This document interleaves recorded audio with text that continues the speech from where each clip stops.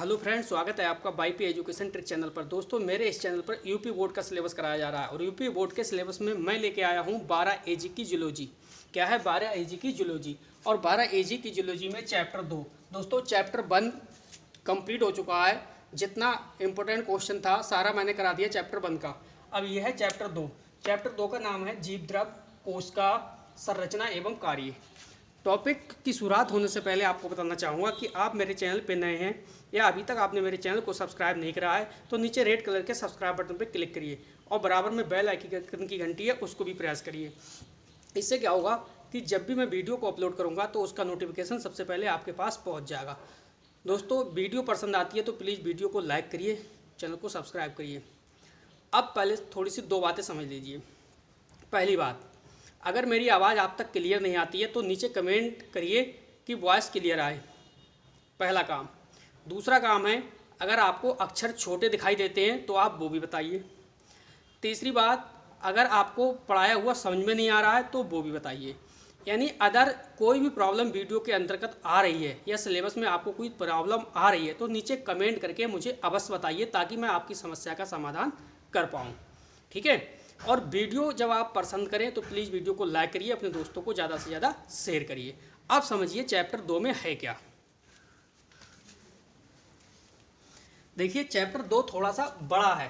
ठीक है, थोड़ा सा बड़ा है, कोई बात नहीं है, लेकिन है इम्पोर्टेंट। इसके बिना दोस्तों, इस चैप्टर के बिना पेपर नहीं बनेगा। ये मोस्ट चैप्टर है, 2 में से आना ही आना है। 6 अंक का इस चैप्टर में से आना ही आना है, ये फिक्स है। अब आप समझ लो इसमें है क्या। देखिए, इसमें है माइटोकॉन्ड्रिया। पहला टॉपिक है माइटोकॉन्ड्रिया। इसमें 2 चैप्टर में हम पढ़ेंगे।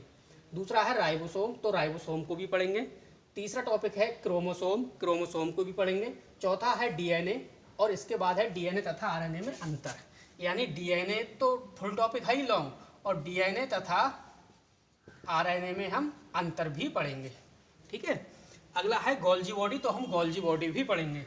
नेक्स्ट है प्रोकैरियोटिक एंड यूकैरियोटिक सेल, तो प्रोकैरियोटिक कोशिका और यूकैरियोटिक कोशिका में अंतर भी हम पढ़ेंगे। अब समझो आप आज आपको पढ़ना क्या है इस वीडियो में। देखिए, इस वीडियो में मैं आपको पढ़ाऊंगा आज डीएनए। लॉन्ग क्वेश्चन है, 6 अंक का फंस जाएगा। ठीक है, डीएनए। अब डीएनए के साथ साथ आज ही आपको वीडियो मिल जाएगी प्रोकैरियोटिक यूकैरियोटिक सेल की, यानी ये टॉपिक भी आपको आज ही मिल जाएगा। समझ गए? नेक्स्ट है डीएनए तथा आरएनए में अंतर, यानी 3 टॉपिक आपको मिल जाएंगे। देखिए, मैंने पढ़ाई में गति दे दी। मेरा काम है, देखिए 15 सितंबर तक मैं आपकी जूलॉजी जो है ना, जूलॉजी, ये दोस्तों कंप्लीट कर दूंगा A to Z। Zoology complete 15 सितंबर तक। इसके बाद जूलॉजी की रिवीजन चलेगी और करेंगे अपने केमिस्ट्री स्टार्ट। केमिस्ट्री करेंगे 16 सितंबर से स्टार्ट। ठीक है, इतना हम टारगेट लेके चल रहे हैं। 15 सितंबर तक जूलॉजी आपकी कंप्लीट करा दूंगा। समझ गए आप? एक बात और सुनिए। देखिए, जिन बच्चों को अभी एडमिशन लेना है, एडमिशन चल रहे हैं। ठीक है, एडमिशन 15 तारीख मैंने आपको बताई थी, लेकिन ये 15 से बढ़ा के 31 जुलाई कर देंगे। 31 जुलाई, क्योंकि लॉकडाउन है और बहुत सारे बच्चों के कमेंट आ रहे हैं, सर अभी पैसों की प्रॉब्लम है, 2-4 दिन रुक जाइए। तो 31 जुलाई तक आप अपना एडमिशन ले लीजिए। अब कुछ बच्चे सोचेंगे कि हमारा तब तक छूट जाएगा, तो दोस्तों छूटेगा कुछ भी नहीं। मैं A to Z video, A to Z notes आपके नंबर पर सेंड कर दूँगा। तो दोस्तों, बिना किसी देरी के हम करते हैं टॉपिक की शुरुआत। आपको 1 नंबर वाले भी क्वेश्चन कराए जाएंगे इस चैप्टर में, सारे क्वेश्चन कराए जाएंगे। ठीक है, तो आप समझिए। पहला क्वेश्चन है इसमें, 1 नंबर वाला है। पहला क्वेश्चन है इसमें, केंद्रक की खोज किसने की? केंद्रक की खोज किसने की? सही है, पहला क्वेश्चन। तो हमारा आंसर हो जाएगा, केंद्रक की खोज की है रॉबर्ट ब्राउन ने। किसने? रॉबर्ट ब्राउन ने। आप नोट्स बनाइए बाकायदा। दूसरा क्वेश्चन है हमारा, गुणसूत्र की रचना होती है। गुणसूत्र की रचना होती है। दोस्तों, ये इम्पोर्टेंट है। गुणसूत्र की रचना होती है मोस्ट इम्पोर्टेंट, किसकी बनी होती है ये पूछता है, तो ये होती है डीएनए तथा प्रोटीन। ये हमारा आंसर है। क्वेश्चन क्या था? क्वेश्चन था गुणसूत्र की रचना होती है, यानी गुणसूत्र की जो रचना है वो किसकी बनी होती है, तो किसकी बनी होती है? डीएनए तथा प्रोटीन की। अगला क्वेश्चन है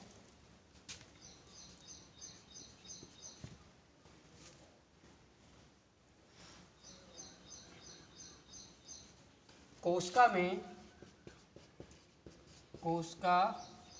में विभिन्न जैविक क्रियाओं के लिए, विभिन्न जैविक क्रियाओं के लिए ऊर्जा प्राप्त होती है। क्या? ऊर्जा प्राप्त होती है। तो हमारा आंसर देखिए, क्वेश्चन है कोशिका में विभिन्न जैविक क्रियाओं के लिए ऊर्जा प्राप्त होती है, किस चीज़ से ऊर्जा प्राप्त होती है? तो आंसर हमारा हो जाएगा माइटोकॉन्ड्रिया। माइटोकॉन्ड्रिया किससे प्राप्त होती है? माइटोकॉन्ड्रिया से। माइटोकॉन्ड्रिया को कोशिका का पावर हाउस कहते हैं। अगला प्रश्न,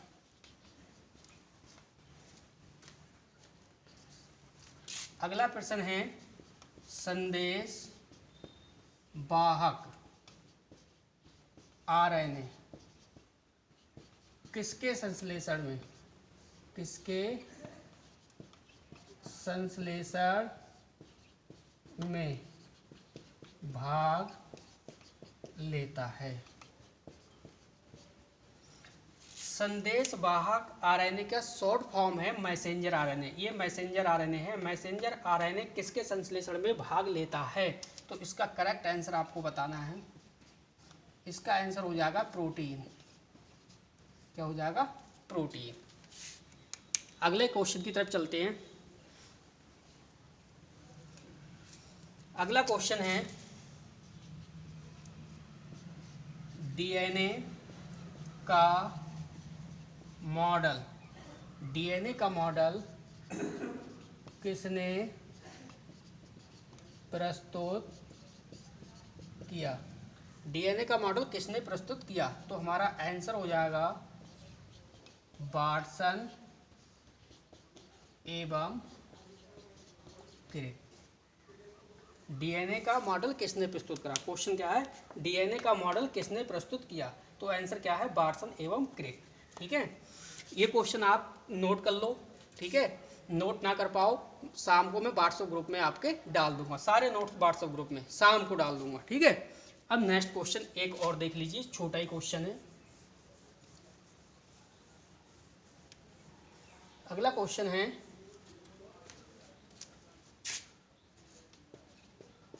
कोशिका की आत्मघाती थैलियाँ किसे कहते हैं? किसे कहते हैं? देखिए, क्वेश्चन है हमारा कोशिका की आत्मघाती थैलियाँ किसे कहते हैं? तो इसका जो करेक्ट आंसर है, कोशिका की आत्मघाती थैलियाँ कहते हैं, वो कहते हैं लाइसोसोम को। तो आंसर हो जाएगा आपका लाइसोसोम।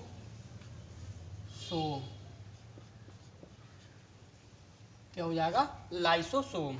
ठीक है, लाइसोसोम। कोशिका की आत्मघाती थैलियाँ किसे कहते हैं? लाइसोसोम को। नेक्स्ट क्वेश्चन, दो क्वेश्चन और है दोस्तों, एक एक नंबर वाले, वो भी देख लीजिए। अगला क्वेश्चन है हमारा प्रोटीन संश्लेषण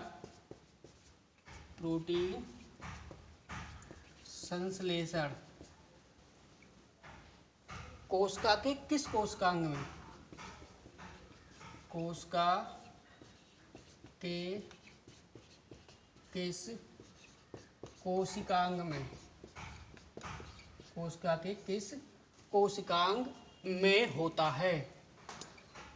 किस कोशिकांग में होता है?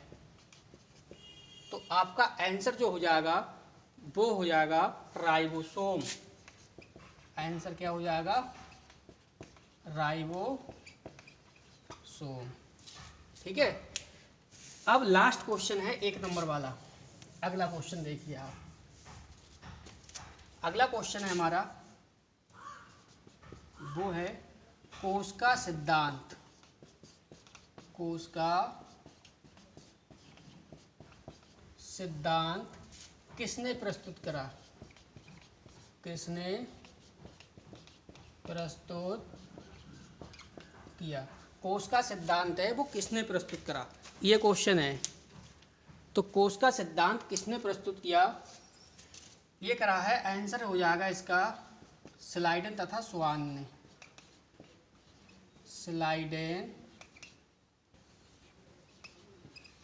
तथा स्वान ने।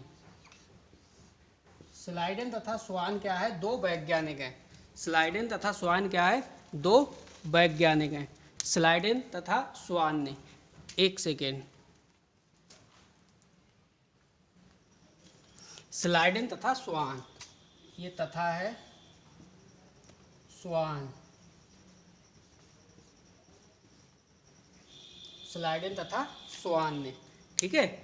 ये तो थे 1 नंबर वाले क्वेश्चन। अब हम शुरुआत करते हैं मेन टॉपिक की। मेन टॉपिक है हमारा वो है डीएनए। अगला जो टॉपिक है वो हमारा क्या है? डीएनए। सबसे पहले आपको डायग्राम बनाना है। देखिए मेरे हाथ की तरफ देखना, जैसे मैं बनाऊं वैसे आप बनाना, ठीक है। इस प्रकार से आप बनाना।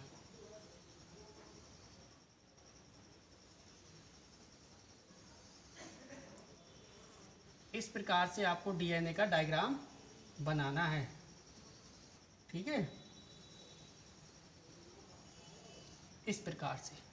अब आप एक चीज़ ध्यान रखना, AT बराबर GC ध्यान रखता। अब कहोगे AT बराबर GC, ए क्या है? तो देखो ए का मतलब आपको ध्यान रखना है एडिनिन। टी का मतलब ध्यान रखना है थाइमीन। जी का मतलब ध्यान रखना है गुआनिन। सी का मतलब ध्यान रखना है साइटोसिन। क्लियर? अब आप कहोगे सर आपने इंग्लिश में लिख दिया। आप समझिए, देखो ए का मतलब है एडिनिन। एडिनिन चाहे आप हिंदी में लिखो चाहे इंग्लिश में लिखो, एडिनिन का एडिनिन ही रहेगा। थाइमीन का चाहे हिंदी लिखो चाहे इंग्लिश में लिखो, थाइमीन ही रहेगा। ग्वानिन का चाहे ग्वानिन हिंदी में लिखो या इंग्लिश में ग्वानिन रहेगा। साइटोसिन का साइटोसिन चाहे हिंदी में लिखो चाहे इंग्लिश में साइटोसिन ही रहेगा। समझ गए? तो अब हमने डायग्राम की करनी है शुरुआत। ए का मतलब एडिनिन, टी का मतलब थाइमीन, जी का मतलब ग्वानिन, सी का मतलब साइटोसिन। AT बराबर GC। अब आपको इसमें करना क्या है? ये 3 डिब्बे, 1 2 3, समझ लीजिए। अभी इसमें क्या काम करना है? 3 डंडे खींच लो आप, 3। अब आप कहोगे कि कितने खींचे जा सकते हैं? दोस्तों ये खींचे जा सकते हैं 1 से लेकर 10 तक, लेकिन हमारा काम 3 से चल जाएगा, तो हम 3 ही से काम चला ले रहे हैं, ठीक है। यहाँ समझो, यहाँ रख दो आप A और T। AT रख दिया, ये वाला AT आपने उठा के यहाँ रख दिया। इसके बाद GC इधर रख दो, G और C। बात समझ गए? इस प्रकार अब आपको क्या काम करना है? उल्टा करना है। T पहले ले लो और A इधर पहुँचा दो, TA हो जाएगा। इसी प्रकार C इधर ले आओ, G इधर पहुँचा दो। इसके बाद अब आपको सीधा चलना है AT, तो आप AT भर दो, GC तो आप GC भर दिया। इसी प्रकार उल्टा TA, CG और AT। समझ गए? अब आपको क्या काम करना है? आपको भरना है हाइड्रोजन बॉन्ड, यानी एडिनिन और ये थाइमीन है, इसके बीच 2 हाइड्रोजन बॉन्ड लगे होते हैं। ग्वानिन और साइटोसिन के बीच triple, double, triple, double, triple, double, triple और डबल, ठीक है। आगे समझिए।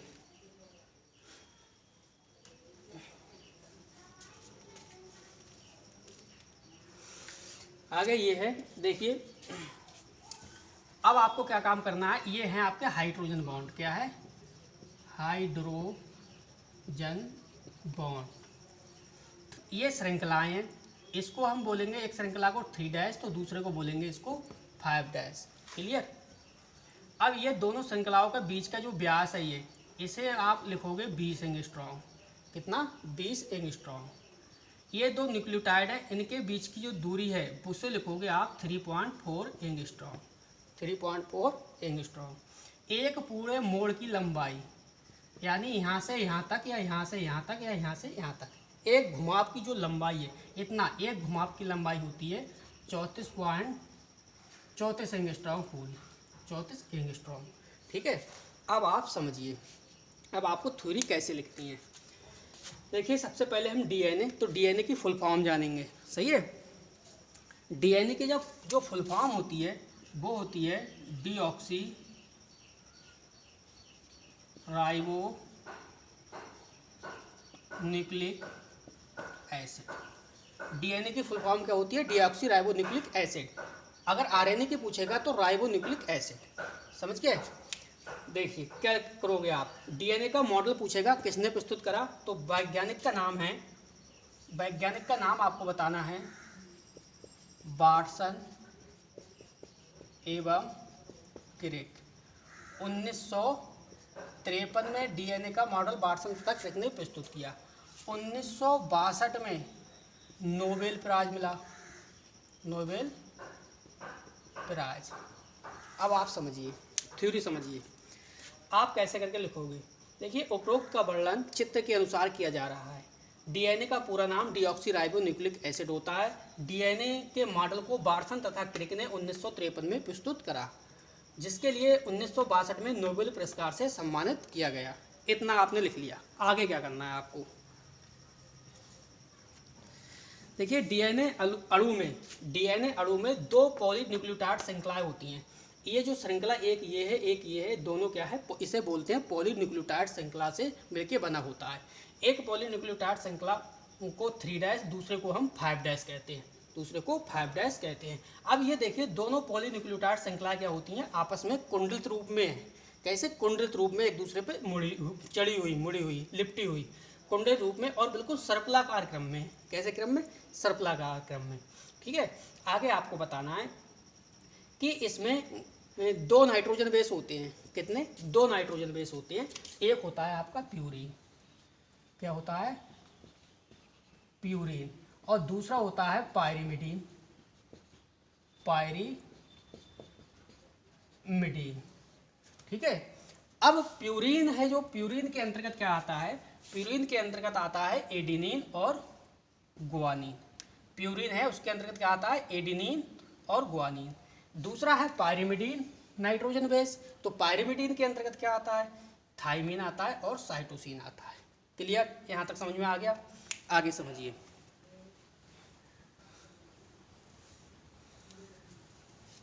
आगे समझिए। देखिए एडिनिन हमेशा थाइमिन के साथ जोड़ा बनाता है, जबकि गुआनिन हमेशा साइटोसिन के साथ जोड़ा बनाता है। एडिनिन और थाइमिन के बीच 2 हाइड्रोजन बॉन्ड लगे होते हैं, जबकि गुआनिन और साइटोसिन के बीच ट्रिपल हाइड्रोजन बॉन्ड लगे होते हैं। अच्छा, 2 पॉलीन्यूक्लियोटाइड श्रृंखलाओं में एक सिरे को हम 3' बोल दिया, दूसरे को 5' बोल दिया। अब नीचे आके ये 3' है, नीचे आके 3' आपका इधर हो जाएगा और 5' आपका ये वाला आ जाएगा इधर। ठीक है, अब आप बोलोगे कि एक सेकेंड, अब आप बोलोगे एडिनिन तथा थाइमिन के बीच, एडिनिन तथा थाइमिन के बीच 2 हाइड्रोजन बॉन्ड लगे होते हैं, जबकि गुआनिन और साइटोसिन के बीच ट्रिपल हाइड्रोजन बॉन्ड लगे होते हैं। अब एक डीएनए अणु का जो घुमाव है, एक डीएनए अणु का मॉलिक्यूल्स का जो घुमाव है वो कितना है, 34 एंगस्ट्रॉम है, 34 एंगस्ट्रॉम है।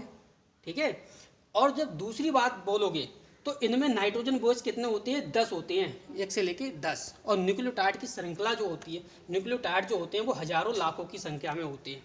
ठीक है, न्यूक्लियोटाइड है वो हजारों और लाखों की संख्या में होते हैं। अच्छा, एक चीज़ और ध्यान रखना है, जो न्यूक्लियोटाइड है वो 3 प्रकार के अणुओं से मिलकर बनता है। जो आपका न्यूक्लियोटाइड है ना, न्यूक्लियोटाइड, ये 3 प्रकार के अणुओं से मिलकर बनता है। पहला है पेंटोज शुगर, पेंटोज शुगर।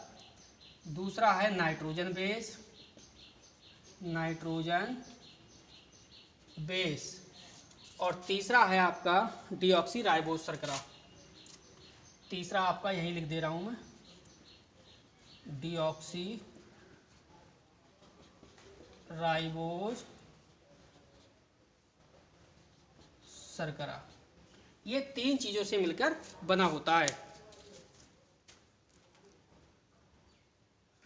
अब एक बार फिर से रिवाइज करा देता हूं आपके लिए,